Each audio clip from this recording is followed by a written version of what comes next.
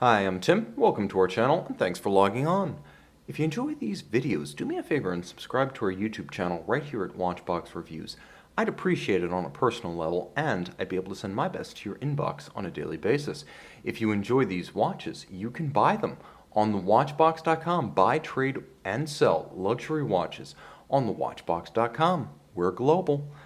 Today, we're discussing a watch that was the first coming, not the second coming, but the first of the Snoopy character in an Omega Speedmaster limited edition.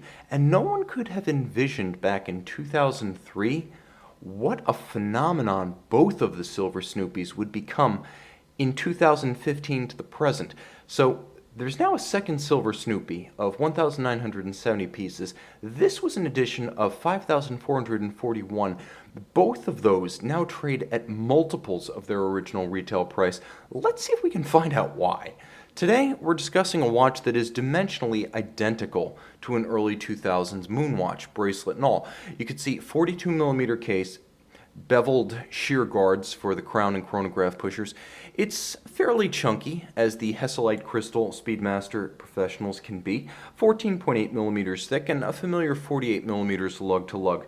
The timepiece is easy to wear, and if you wish to measure across the wrist, you're going to find it still wears well on a small wrist, despite being about 53.5mm lug-to-lug is measured horizontally. My 16cm circumference wrist has no trouble, and while I normally recommend 50mm or less across the wrist for a smaller male wrist, 14 to 16.5 centimeters, this one has a more planted and comfortable stance.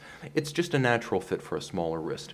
You'll also note that the bracelet is solid, but we're still looking at early 2000s Omega spec, so pins and sleeves for sizing, but a wonderfully supple 3-link design that feels silky on the wrist, and as you'll note, plenty of gaps to aerate the wrist and avoid pinching skin or pulling hair.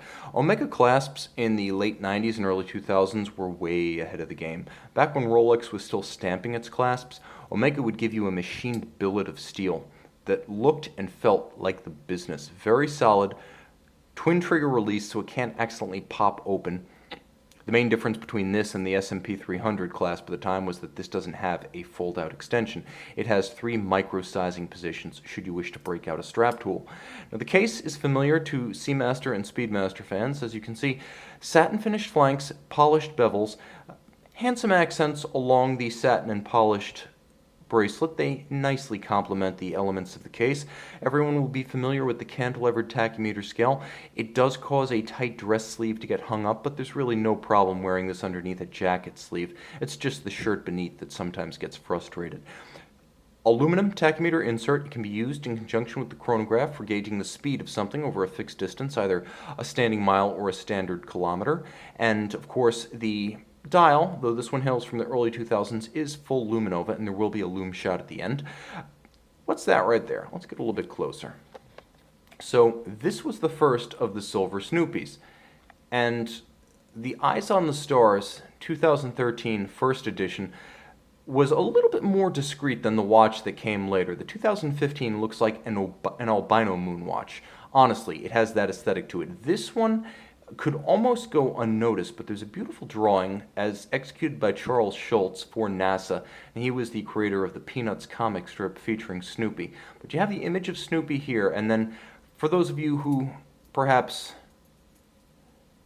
like to live larger than life, Snoopy grows on the caseback, and you'll note the metallic gold Eyes on the Stars phraseology, beautifully reflective.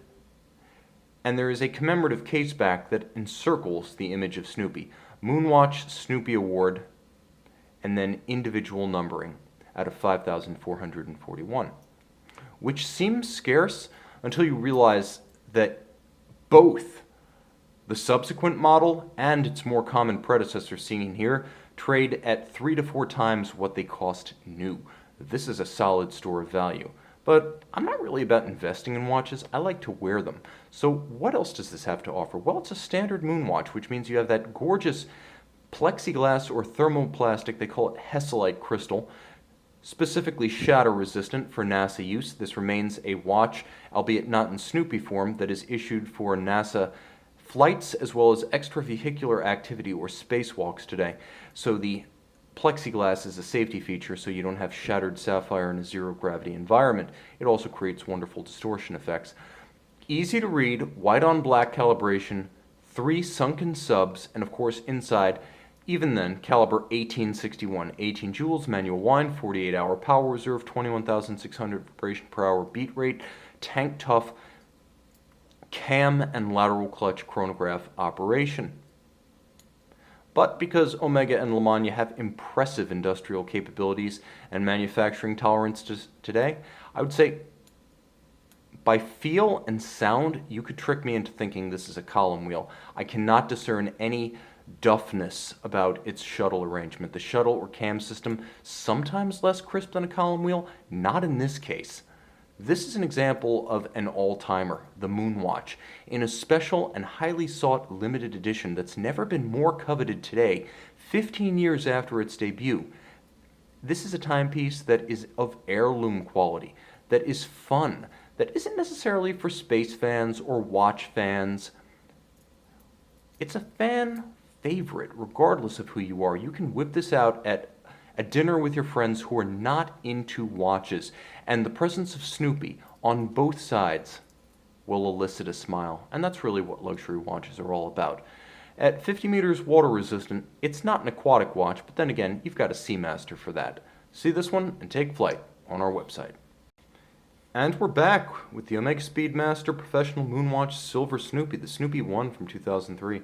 As you can see, lights out, it's a no-nonsense moonwatch, just as legible and functional as its NASA-issued brethren. See this one and make it yours on our website.